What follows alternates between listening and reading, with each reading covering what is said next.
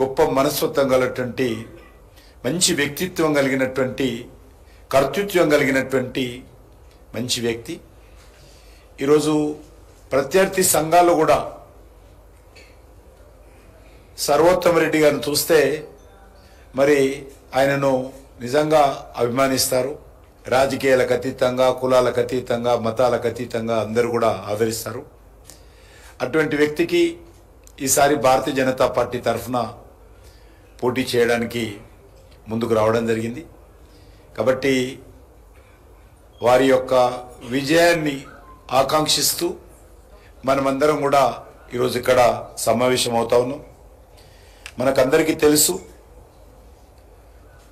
ఈ యొక్క టీచర్స్ కాన్స్టిట్యున్సీకి సంబంధించి తెలంగాణలో ప్రస్తుతం 27వ తేదీ నాడు 2 స్థానాలకు ఎన్నికలు జరుగుతూ ఉన్నాయి. ఒకటి హైదరాబాదు, మన మహబూబ్నగర్ తప్ప అన్ని జిల్లాలలో ఈ యొక్క టీచర్స్ కాన్స్టిట్యున్సీ ఎన్నికలు జరుగుతూ ఉన్నాయి. ఇటు దేవరకొండ నుంచి మొదలు పెడితే అటు భద్రాచలం వరకు, అటు జైరాబాద్ నుంచి మొదలు పెడితే మరి కొమరం భీం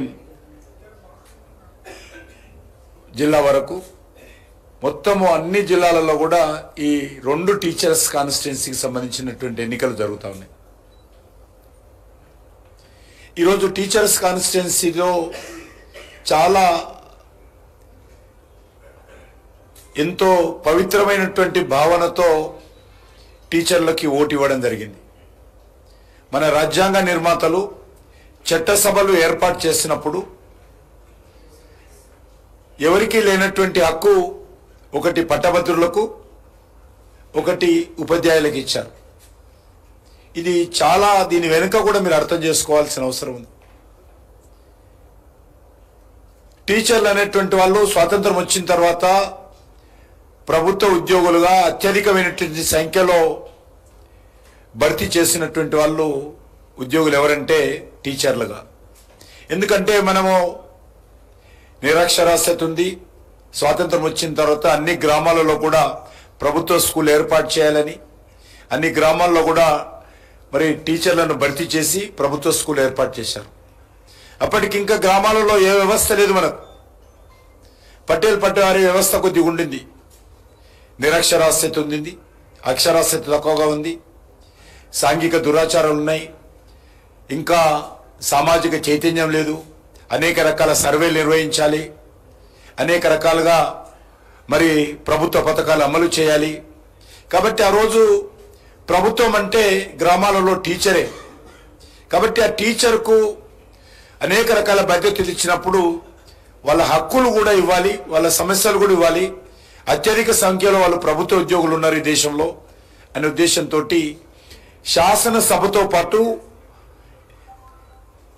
పెద్దల సభ అయినటువంటి శాసన మండలి సభలో టీచర్లకు ప్రత్యేకమైనటువంటి మరి ఒక ప్రతినిధులుగా మరి ఉపాధ్యాయ నియోజకవర్గాల నుంచి ఎమ్మెల్సీలను ఎన్నుకునేటువంటి ప్రక్రియ మొదలైంది.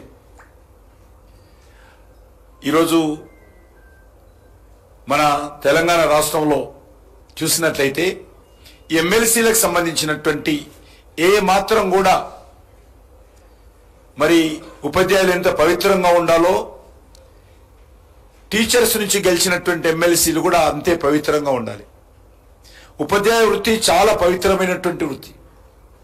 గతంలో అనేవాళ్ళు బతకలేక బడిపంతులని, అది కాదు. దేశాన్ని బతికించడం కోసం, భావి భారత పౌరులను బతికించడం కోసం బడిపంతులు కావాలనేటువంటిది ఈరోజు నినాదం. ఈరోజు ప్రపంచంలో మనం పోటీ పడతా ఉన్నాం. మన భారతదేశంలో ఉన్నటువంటి యువశక్తి ప్రపంచంలో ఏ దేశంలో లేదు. ఈరోజు భారతదేశానికి సంబంధించినటువంటి మన యూత్ పవరు ప్రపంచాన్ని శాసిస్తూ ఉన్నది. ఏ దేశానికి వెళ్ళినా కూడా ఈరోజు భారతదేశానికి సంబంధించినటువంటి యువత కీలక పాత్ర పోషిస్తున్నది. అది ఉద్యోగాల్లో కానీ, విద్యారంగంలో కానీ, వైద్య రంగంలో కానీ, ఐటీలో కానీ, మేనేజ్మెంట్లో కానీ, సర్వీస్ సెక్టార్లో కానీ, అన్ని సెక్టార్లో కూడా ఈరోజు మన దేశానికి సంబంధించినటువంటి యూత్ ప్రపంచాన్ని శాసిస్తున్నది. డెవలప్డ్ కంట్రీ అయినటువంటి ఆస్ట్రేలియా తీసుకున్నా, డెవలప్డ్ కంట్రీ అయినటువంటి అమెరికా తీసుకున్నా, డెవలప్డ్ కంట్రీ అయినటువంటి అనేక దేశాలు తీసుకున్నా కూడా ఇండియా యూత్ కీలక పాత్ర పోషిస్తున్నది. ఆ యూత్ ఆ రోజు కీలక పాత్ర పోషిస్తున్నారు అంటే ఈరోజు దానికి మీరందరూ కారణమని మనం చేస్తున్నాం. మీరు లేకుండా యూత్ లేదు, మీరు లేకుండా యూత్ లేదు, యూత్ లేకుండా భారత్ లేదు, భారత్ లేకుండా ఈరోజు ప్రపంచంలో ఉన్నటువంటి డెవలప్మెంట్ లేదు. కాబట్టి ఆ రకంగా ఉపాధ్యాయులు అనేటువంటి వాళ్ళు దేశ గౌరవాన్ని, దేశ భవిష్యత్తును, దేశ యువతను తీర్చిదిద్దుతారు.